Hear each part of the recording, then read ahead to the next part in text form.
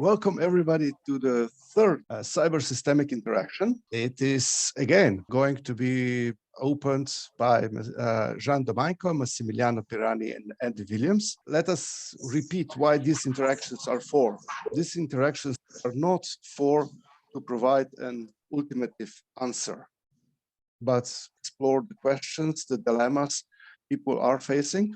We're doing that through open discussion on the topics, different topics. Sometimes they are connected, sometimes they are not related. The first three cyber-systemic interactions topics were related. It started with Andy, who was opening the topic on collective intelligence. Then it was continued by Massimiliano, who was opening technical option of putting together intelligence agents structured and organized using viable system model. And the third one in the topic is related to both of these. We are trying to explore what individuals, people facing, experiencing the hybrid reality, basic connection between people, organizations, and artificial intelligence. So the people's perspective. Massimiliano, would you like to share the slide? Yes, with this slide, I would like to introduce the discussion of today with a recap about the very, very famous law of requisite variety of Ross-Ashby, but applied in the context of our discussion of today, which is the control of the hybrid reality and the phenomena that goes around this very complex process, let me say. So what we see in this very dense slide, actually, sorry for that, but I wanted there the fundamental thoughts about that. You see, you have systems. So you have the system E, so the environment where there are complexities and where there are the problems that we would like to solve. And then on the other side, we have a cognitive agency, so maybe a human or another kind of intelligent agent, but mostly human. And we have, anyway, something that has bounded rationality, you know, the same definition that Herbert Simon gave some time ago. And then we have the possibility to control the complexity in some way of the environment or to solve problems. And we do that with a circuit that is the system S. And this is a circuit where we try to control the phenomenon of the hybrid reality. So the contact between intelligent agents or natural agents, human, and other natural or artificial realities like an environment. And we do that usually, firstly, by an amplifier of actions that human can do. And on the other side, on the real part of the circuit, we usually have a filter. This is these are two elements very, very, very well known in cybernetics context. If we go along with the teaching that Ross-Ashby gave to us, we can achieve a filter by regulating, for example, in the equation or this equation on the right, in the low right side of the slide, we have the variety of the agent that should be always greater than the variety of the disturb, which is the environment in this case, less the variety of the filter. So if we want the agent not to be submerged by the complexity or the problems in the environment, we need a very active filter to subtract variety to the environmental phenomena. On the other side, you know, in the gain, we can represent the gain as I did, expanding that wave, where we are cascading regulators in order to achieve supplementation of variety, and so an amplification, but under the principle of regulation as well. So we can figure out to have a generative disturbs. For example, when we have the outputs, the signals, something, we use libraries of knowledge, libraries of things, those are generating variety. But we control this generation of a variety by cascading regulation. And so in this way, we achieve the overall variety of the system S, so the loop, is controlled by the variety of the gain system G. Thank you, Massimiliano. You're welcome. I propose that we follow up with Andy and then with John, and then we go into the discussion. Andy. So for all of you, the purpose of this diagram was to try to clarify what Jan meant by his diagram, which is the diagram right-hand corner, which shows amplification and attenuation of signals from the environment or signals from the system. My point behind all of this was to say that what we meant by the system and what we meant by the environment might be a little bit ambiguous. So I tried to clarify that by starting in the top left corner, where you see a path through something that I call a collective conceptual space. I've defined a construct called a conceptual space that I hypothesize can represent any possible reasoning or concepts. And the collective conceptual space is simply meant to represent any collective reasoning or collective concepts. So any process can be represented as a collective reasoning process.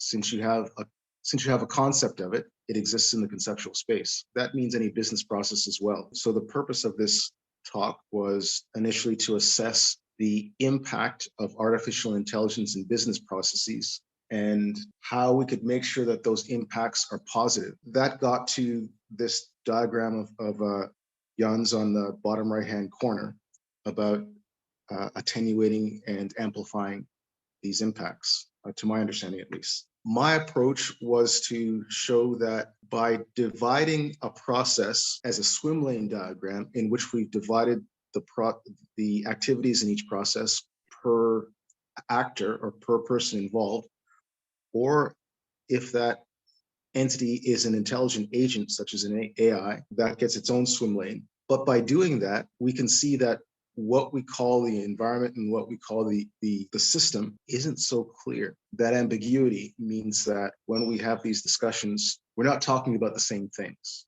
I'll leave that at that. Jean, are you here? Yeah, I'm here. Firstly, I would like to thank you, Andy and Massimiliano, for presenting the key concepts and explaining the methodology. As we have already said, this time we will focus on the perspective of the individual's communication with the environment. Individual can be observed either within the organization's environment or in the general environment. This time we will limit our environment to the protected level of the organization. We can say organizational bubble. With the help of AI technology, an individual can actively, dynamically, and intelligently communicate via outgoing flows within the organization. For example, emails or data produced during meetings. Here we are talking about enabling collecting a huge amount of data by the environment. Something similar like monitoring individuals' data for the better functioning of the organization. Our desire is not only to increase the amount of monitored data, but also enable an individual to filter it quantitatively. Some security mechanism of the coexistence of the employee and the organization. The feedback loop also offers the possibility of using AI technology in the form of decision making or empowering the individuals to make better decisions in that organizational environment. We therefore ask ourselves how to establish a defense in the organization and enable employees to coexist in the organizational hybrid reality environment that contains artificial technologies. We can also, maybe I can say that we defined hybrid reality as a period in which people and AI co-develop their relations in digital and physical environments. It begins with the AI introduction and ends with the stable form of existence. So obviously, we are all three presenters have used the Clear as this requisite variety, which is interesting. You've modified something. You put filter in before the amplification. So can we assume that the environment is the same as it used to be, basically passive, or is it more active because of the artificial intelligence element? Yeah, my opinion is that the environment is more active because the technology between the individuals and the environment, and we are also collecting a huge amount of data, and we need some filters, some security system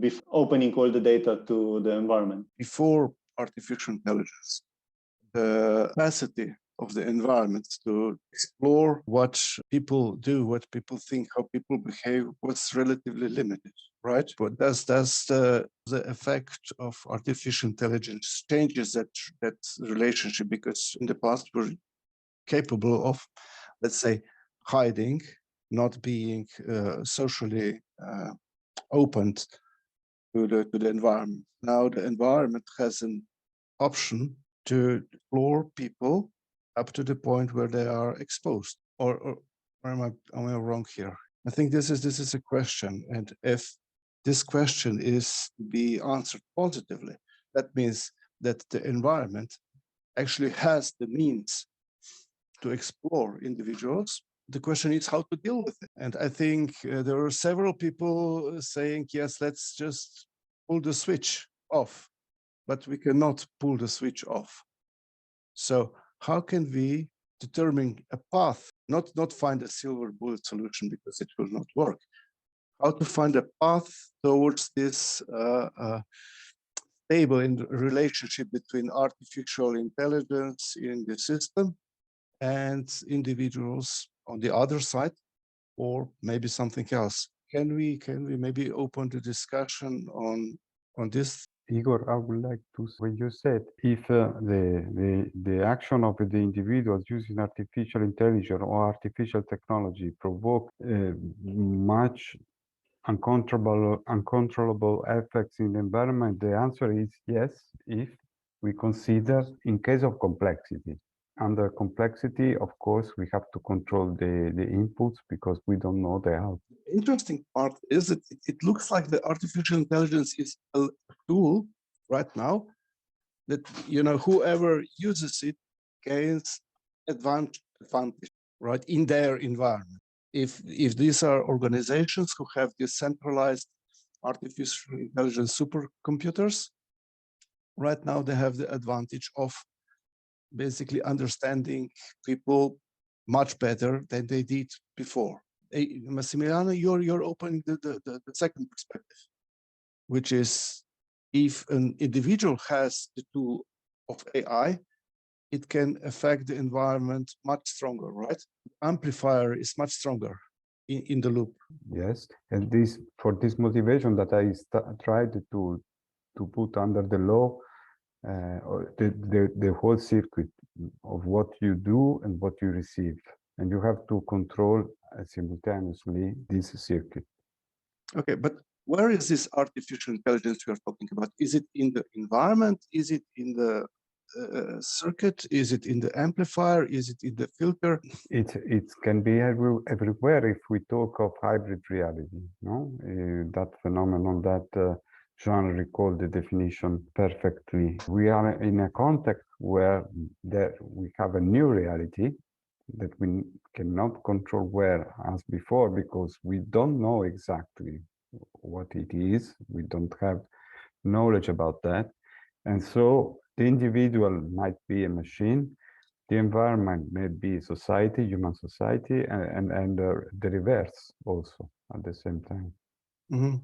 And it can be a digital environment, or it can be also a physical environment. Sure, sure.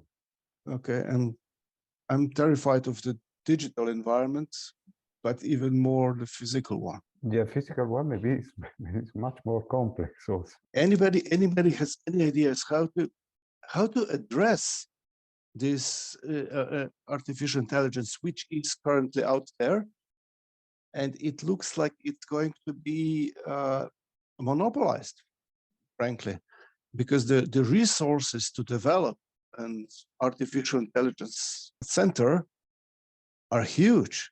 Really large artificial intelligence centers spend as much electricity as a medium town. So this is not something that can easily be, let's call it, democratized or is power tool. The regulation above these power tools are next to zero. The governance, the principles, how to govern that. Right now we have this really strong power tool with zero governance mechanisms, with almost next to none mechanisms to protect your privacy. Out what artificial intelligence feeds on is data. Is data about us? Is data about this meeting? For instance, it may elaborate on what's the status of people are discussing that, even how they look like. Igor. Yes, Alfonso. Yes, Massimiliano, in your diagram, how can you manage the idea of self-regulation or self-organization? So you're talking about controlling. Thank you for the question. Very, very, very interesting question. If we see, for example, a human agent in the system K that is trying to achieve autopoiesis with respect to all those kind of unsustainable tools that Igor was mentioning, and the complexity of this new environment, which is a composition of the tools and the old natural environment and new effects, emerging effects in society for the use of this tool. Of course, the self-organization, the autopoiesis, is achieved through this circuit, in my opinion, and only it will be into stability once we achieve sustainable control of this circuit. I don't know which is the mechanism to do that. Of course, this is the challenge we have to study and to discover, but it must be like this structurally as a problem. There are attempts to harness this and think we are asking things we do not know the answer to. So I think this is a very, very good thing about these interactions. Sorry for not providing the answer, but just opening the questions. But in European Union, we have this famous or infamous GDPR, General Data Protection, which is very nice from the concept, well, because it goes up and then tries to embody on the conceptual level what is data privacy. The issue is that it has next to none operational power. That means it cannot be applied in an instance because, frankly, each instance of data sharing should be governed somehow, not only on the concept level, but really on the data exchange level. And I think that's another problem, how to develop a system which is complex enough, which has enough variety to be part of the story which is here. And I will dare to challenge Elena on this. Yeah, well, I think that's a real problem. But here in North America, we have not even taken the first step towards data privacy. And we have many instances of data mismanagement, people being wrongly identified and refused apartments or loans, or even bad facial recognition that picks up somebody for a crime that they were dates away from committing. I think it's a very serious problem, and I'm not sure how we can get a handle on it because so much of it is opaque. Sometimes the people working on it don't even know the inside mechanisms. So actually, I'm very concerned about this, particularly with respect to the fact that it limits the agency not only of individuals, but of the governance structures that are trying to make a safe place for people. What finds me striking, everybody is talking about data privacy, right? But nobody dares to tackle the topic of data ownership, basically, and that means that the data ownership is undefined. It's open. We don't know who is the owner of the data. Why am I saying that? Because ownership over a possession, it gives you rights from the Roman law on. So if you own something, then you can control it. As long as we do not have the ownership of the data defined, I think we live like Indians in the reservation. You can stay there, we will protect you, but you don't own anything. Your data is not really your data because the ownership is not defined. So for instance, the data of this particular meeting is owned by whom? The recording, for instance. Yes, Hernan. Oh, well, good morning, gentlemen and ladies. From Ibagué, the beautiful city of Colombia. Well, my question is this, or rather, my reflection is this. We design artificial intelligence. Artificial intelligence creates hybrid realities, but these designs are designing us. In light of that, the question is, what do we mean by sustainable control of hybrid reality? So we are talking about sustainable control, right? The sustainable control can be probably achieved if we use the same power for the amplifier and for the filter, and so the same technology confronting each other, because Hernan is correct. Now we are feeding those tools and they empower with feeding like vampires on our data and our knowledge and our, let me say, souls. And so we need a counter effect to balance that and to be knowledgeable about who does what and to what extent with our information, our data, and our souls. If you go to biology, you have a balance in the system when all players are, I will not say equal powerful, but they have tools to stay alive in the system. If we're putting artificial intelligence in the environment, basically making it ultra fast, really capable of being on the top of individuals, the individuals need to be augmented as well to provide a contra power. Do you think it's possible to control the whole system by employing some policies which act from top down? Do you think this is an option, or should it be trying to augment all participants in the environment to have the capacity or the variety to address the variety in the environment? Yeah, Igor, Yes. that's why I mentioned the idea of self-organization, not in regarding to the agent in the right-hand side of the equation, but in regarding to the environment itself. So something which self-regulates the environment. Not something, the environment regulates itself. And actually, we all can use the technology ourselves to self-organize ourselves. Yes, but currently this artificial intelligence is very centrally organized. That means it is developed with a purpose. Yeah, but it can be used in a decentralized way. I think what I'm somehow wrestling with is, why is it that Massimiliano and the group there have not focused on relationships rather than just artificial intelligence and environment and system? Clearly, the relationship and the purpose of this relationship is the one that gives meaning to the artificial intelligence that is proliferating everywhere in the environment, in the system, and elsewhere. And at the end of the day, the problem is how do we help people to self-regulate, self-organize, so that they can respond better to the problems that they have.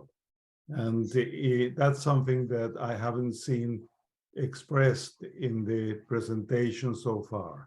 So, Massimiliano, you are in front of me there. How do you take into account this problem of performance, this relationship between the different parts and the involvement of artificial intelligence? Thank you, Raul. You always make me very difficult questions. I cannot make your life easy, you know, that's yes. And of course, what you are asking is much more challenging, because in what I consider in the graph was the widespread use of the law of requisite variety, which is based on information exchange.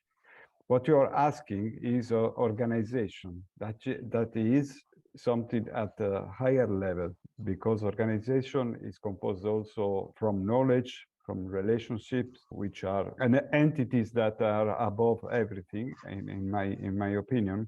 And so, yes, what is lacking, what we can do today is to study with the tools that we have the problem from the point of view of the information, but still we don't have, at least me, I don't have a clear idea on how to face organization, because we, as Alfonso said, we can achieve self-organization by conveying in the right way information in some way, but still we don't have the magic recipe to do that. At least I don't have.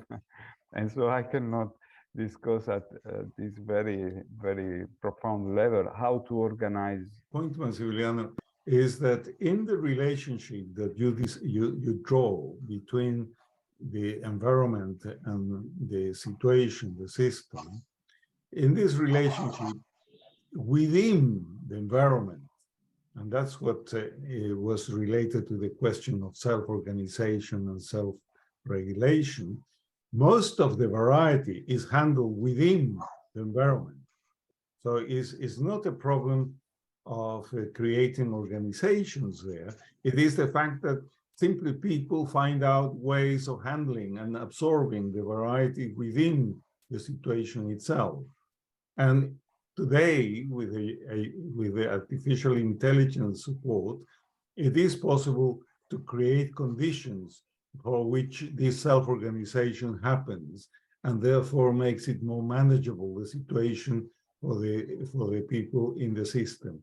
So in a way, the way you can increase the strength of the proposition that you have been making is to apply the ideas of requisite variety in the way that myself and Alfonso have put together in our book, Organizational Systems, because there it is where we see the absorbing of variety within the environment, which makes it more manageable and more possible, the handling of the situation from the perspective of the users or the system.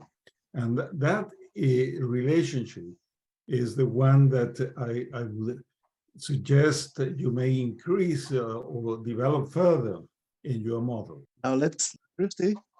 The ability to turn this into political design is the critical aspect. Getting people who deal with political structures to understand this is the challenge. Are we talking about protecting people from AI, or are we talking about augmenting people to be capable of facing AI?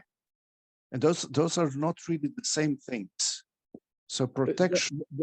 They're not the same things, but what needs to be done is the natural and collective intelligence that humans have in organizing and changing paradigms can ultimately run circles around a predictive system that's based on the past. Okay, can you maybe elaborate that a bit? Well, all AI is a predictive and a learning system. It can learn pathologically, which it's doing at times, and it can learn towards more healthy living systems. Because the programming does not understand living systems, it can't be basically the digital side and the analog side of living systems are very similar, but radically different. Thus, we need to focus on the natural and collective intelligence of human systems. That's what Doug Engelbart talked about in the coevolution. So it will take us several circles of coevolution to basically get to the stable state of relationship. Igor, Yes. Igor, can I just try to clarify in my own mind hybrid reality? How is it that all these model and the developments that have been presented, how does hybrid reality connects what now Lower Christie is suggesting, which I agree completely with the idea of politics and all of that, trying to give purpose and clarifying situations. How does it relate to the main direction of the model that has been presented? Can you explain to me what does it mean hybrid reality there? Can you be more precise in the use of requisite variety and all of that in the issues of hybrid reality? I would say hybrid reality is just another culture that we've helped create, but we don't know the biases that we have built into it. It can give us a second order reflection upon what our biases and assumptions are. And so a hybrid is just basically another culture with vast computational. What is missing out of it is the perception. It's using predictive text, going back to all the great books of the Western world, whatever, and it can repeat things back. But the Western paradigms are based on power and revolution.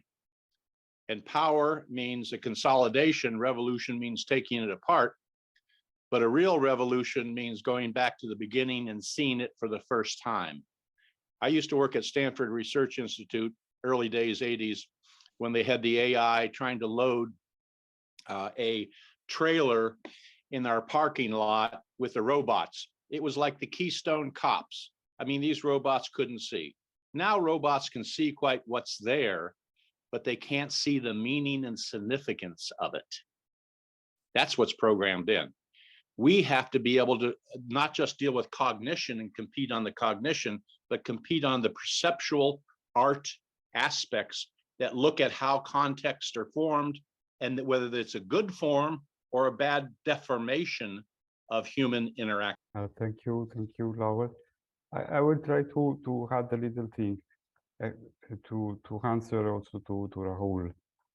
With hybrid reality, we intend a new phenomenon, something that we still can't observe completely, because we have new tools. We don't know how they behave. We don't know what we are doing exactly. And so it's like we are driving a very fast car, but we don't know exactly how to use the brakes. And so what we need, yes, is to inject inside the good biases, or what we think they are the good biases. But in doing that, maybe we are making wrong, because we don't create the right ecosystem, no? The right ecology of humans and artifacts. So it's a very complex problem. I don't have an answer now. I think you just said the answer, the ecology. And it's an ecology of organizations and organisms. Ideas are merely species that gather together, whether it be authoritarian or democratic. How that structure works, the organization, we need an systems organization science that looks at the narrative, the way ideas put together, and their consequences. A system science of organization of ideas. It's an ecology of ideas, basically, or minds, whatever you want to call them. The problem with hybrid reality is that it's right now it's out of balance. You know, the really strong shifts are there, and now, but you know, system thinking provides us with the means how to establish balance, how to establish equilibrium state when you have a new emergence of a new phenomena in the system. And I think we're dealing with something which we already experienced and has already been done with. You know, in ecosystem, for instance, emergence of a new predator takes a major shift in the whole ecosystem, but eventually, you know, some countermeasures are being developed to get the system to be in balance. So I think the question is how to formulate these new countermeasures. Is it okay if I respond? Please, Andy. It occurred to me that when you speak about hybrid reality, that you're talking about what the group sees collectively. And again, that might be a little bit ambiguous. For me, a much more accurate term is to talk about the collective conceptual space, and every experience of what you call hybrid reality is a path through that collective conceptual space. So the importance of this is understanding that artificial intelligence and what we described as collective intelligence solve two very different problems. So the artificial intelligence is solving what is good for me as the owner of the artificial intelligence. It maximizes my fitness to achieve some action. That statement has a very objective meaning because in this conceptual space, which is the functional state space of cognition, sorry about the jargon, but every path through that space is a different functionality that I can achieve. And my ability to navigate all those paths is my fitness. So when you talk about the fitness that an artificial intelligence gives me to do the things that I need to do, that's what you mean. A collective intelligence solves a very different problem, and that is what's good for all of us. If you think of the cells in a muscle, they all have to cooperate. One contracts immediately after the other, which contracts immediately after the other, and so forth, until they collectively achieve some action. For you to be able to determine that one action, you know, one sequence of contractions is better than another action, another sequence of contraction, you have to be able to determine the fitness, the collective fitness of each of those cells as a result of taking that collective action. When we try to assess whether an artificial intelligence is doing is good or bad, we don't even measure what the collective fitness is. We only measure what my fitness is and what I assume the impact on everyone else will be, according to my own biases. So I'm assuming from that single person vision of the world that everyone is a carbon copy of me. And I don't know about you all, but I think I'm different from many of the other people in the world. And I would not like any AI maker to look at me as a carbon copy of everyone else so that that AI can never serve my needs. So the only thing I wanted to say is that this collective intelligence requires it's just solving a very different problem, and that's collective optimization, whereas the individual artificial intelligence is solving individual optimization. And by solving individual optimization, we can never, I don't believe, solve the problem of making AI optimal or safe. Andy, that's brilliant. The whole idea of individual optimization, which is sub-optimization of the system, and the idea of collective intelligence as the coordination, interaction, and ability to navigate the landscape language you use is exactly what needs to be talked about. There's a zone of fitness. There's the zone of, or domain or landscape of the cognitive world you talk about. But in nature, nature has a larger library, let's say, than even AI, because AI is based upon its own environment that it collects information from. And so the ability to go in a desert and have an animal that keeps on getting larger and larger claws in an area that has limited water and limited food is a deadly arms race. That's why a scorpion is able to go back into its library and say, hey, I have a tail. Oh yeah, I can actually put a stinger on that tail. That is not in the context of interaction of the zone of fitness that AI can really optimize. It needs survival requires something larger like nature's collective beyond our thinking paradigm. Perhaps one point that I would like to add, because what Lowell has said is very, very useful, and it's exactly the same with Andy, is that we have to keep together the embodiment of concepts and ideas and the way they are expressed in society and in the ecosystem with the concepts, so that we don't separate concepts and embodiment. We have to bring them together as a way to express people's will, bottom up, not what we do towards the others, but what the others together create and produce for the good of the world, of society and the rest of the people.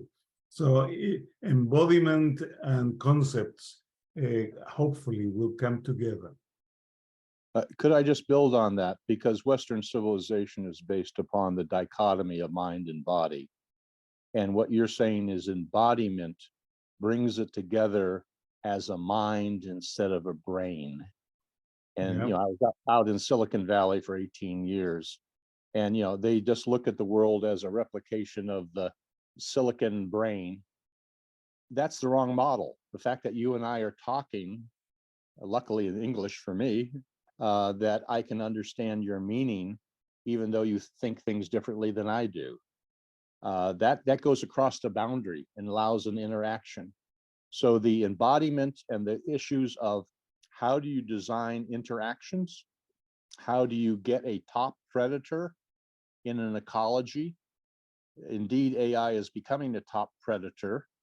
But if you look at Yellowstone National Park in America, when they reintroduced the wolves, the elk and deer had totally decimated all the banks around the rivers, and there was, you know, flooding and everything else. They were able to reestablish the balance. And we need in our ideas in landscape a top predator that goes against the power paradigm. You know, what are the antidotes to that power? What's the wolf we need in our idea environment? I do think we have the wolves now. Now I think we should all run faster. Thank you, Igor. My question actually is one to Andy and to the, if you would, the containment of the internal cascades within a living system, which he described very beautifully, and the external cascades going on within the ecosystems that surround us in which we thrive in. I think in some conceptual level or another, this is in deep conflict with the common computer science notation of type theory and its relationship to tokens. And so it seems to me there's some sort of conceptual mismatch here between the forms of calculation that are being considered and the nature of nature, as Lowell loves to describe. So Andy, if you have a quick response to, are you really rejecting token and type theory or not? Can you hear me? I would say that I don't consider it in the slightest. This model of collective intelligence is based on what I call human-centric functional modeling, which is basically looking inside to perceive the human system as every field of perception as a mathematical space that perceptual system moves through. So for example, your cognition is a system that moves through a conceptual space. Your consciousness is a system that moves through an awareness space. Your body is a system that moves through a sensory motor space. So by taking this approach, you can understand the way this system works simply by looking inside rather than having to understand any intellectual framework. Any intellectual framework we can never guarantee is a complete model of this existence. So in that it is incomplete, there will always be some concepts that it can't represent completely. So we need to find a way of modeling all possible perceptions in every perceptual field, which is why I simply ignored those intellectual approaches. But I want to say one thing that I think might have been missed. In my view, in addition to our natural collective intelligence, we also now have a model for what I call an artificial collective intelligence or a general collective intelligence platform that potentially has the potential to exponentially increase our ability to solve every single one of these problems with regards to keeping AI safe, with regards to making sure AI is aligned with the with human well-being. But all of those problems that you mentioned require the same general collective intelligence infrastructure, in my view. So for example, the ability to take your identities, your data, your software processes, and to keep them in a private repository of your sole control, and then to make sure that every software platform we use, every software application we use, everything that we try to do collaboratively is achieved through orchestrating cooperation between intelligent agents accessing those repositories on our behalf. That's general collective intelligence, and that's the solution to everything that we talked about. So I'll just leave with the question is, why can't that idea get mind share? Why is it that I'm still a crazy lone dude talking about this idea in the middle of the wilderness? That's it. We are working on it. So if you want to have artificial intelligence, which does support individuals, it should be developed in such a way that it actually does support individuals. It does support communication with others, but in a safe, protective manner. Augmented people, providing means to learn instead of providing answers. I think this is what we are trying to do with these interactions. These cyber-systemic interactions are not really here to provide answers, but to open further discussion. And for that, I was asking people who registered if you are willing to share your emails with others. And most of you responded yes, because this interaction should trigger further interactions, hopefully maybe some real relations in the future, and maybe do something And again, I would really love to thank Andy, Massimiliano, and Žan for doing the first three interactions. Hopefully, and I know that you found them puzzling, but I hope that you found them puzzling enough to start interacting by yourself with people who would like you to interact with. And if this is okay, I would like to thank you all for the first three interactions. The next one should be on the 23rd of May. Then we will open a completely different topic. I can see Claudia here, but I'm not sure if she would like to announce anything. We are going to visit another hot topic, which is health and pharma. Is this correct? Yes. And maybe Žan, 2 words for the end. Thank you to all audience for useful comments on our topic, and see you soon. Thank you, Igor. Thank you. Thank you all for participating. It's such a privilege. Thank you. Pleasure. Bye-bye. Goodbye. Thank you, everybody. Bye-bye.